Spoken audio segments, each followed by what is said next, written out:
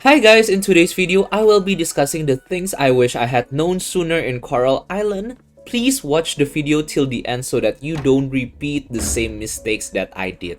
The very first one is that if you actually want to complete all the offerings in the first altar by the very first year in Coral Island to unlock a greenhouse, you have to reach at least town rank C by the middle of fall.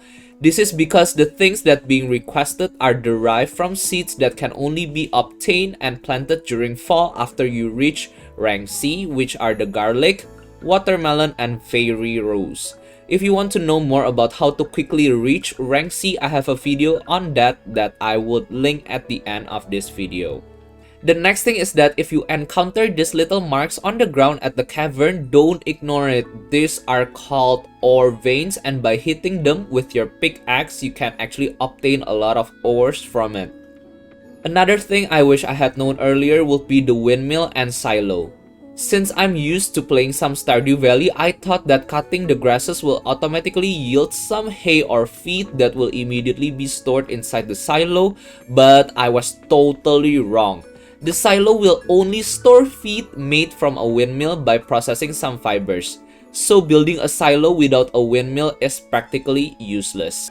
Fourthly, you have to always rummage through trash cans around town every time you encounter one. Since the very few times that I did, I only got some trash or compost, I ignored them for a really long time before realizing I could actually get fishes in which I've never gotten before while fishing, which would make a very nice donation to the museum. I also wish that I knew we could have unlocked the silver ore mine once we reached level 40 on the bronze ore mine. I missed out on this for a long time thinking that the 30th floor is the highest checkpoint we can have since I tried going to level 35 but there were no elevator, so I abandoned my attempt of trying to go further, which is actually a huge mistake. I could have unlocked the silver ore mine sooner, thus getting more silver ores for crafting and upgrades earlier, but I didn't.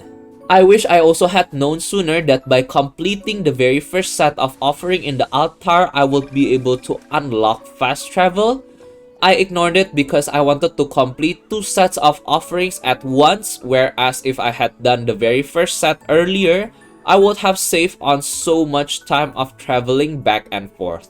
Speaking of completing 2 offerings, I wish I also know sooner that if we actually complete the very first 2 offerings, the hot spring will get unlocked, thus helping us in replenishing our stamina. If I did, I wouldn't have wasted so much consumables just so I can do more work. During summer, I wish I would have known about the existence of great white sharks sooner.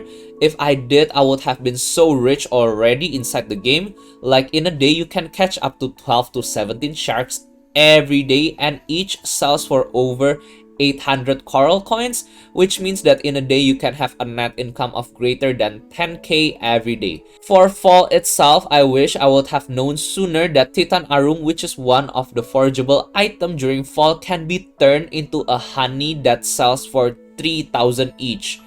If I had known sooner, I would have hunted for them every day before fall ends just so that I can make more Titan Arum honey. The next thing that I wish I would have known sooner is that Ben actually sells discounted version of items sold around town in his caravan. So be sure to check out his van time to time as not to miss out on discounted item. I got this chicken suit there. It was 9,000 at the shop but only 1,200 coins at Ben's caravan. The last thing I wish I would have known sooner is that since this game is still in early access, some of the clothing item being sold not directly from the clothing shop, such as those from the monkey cabin in the forest, is not usable. I bought this leprechaun hat that I can't equip, and also a friend of mine actually bought a panda suit but is also unable to equip them. I know this will be updated in the future, but it's just sad to waste our hard-earned in-game money, you know? So those are all 11 things I wish I know sooner when playing Coral Island. What are some of the things you wished you would have known sooner in the game? Let me know down below in the comment section.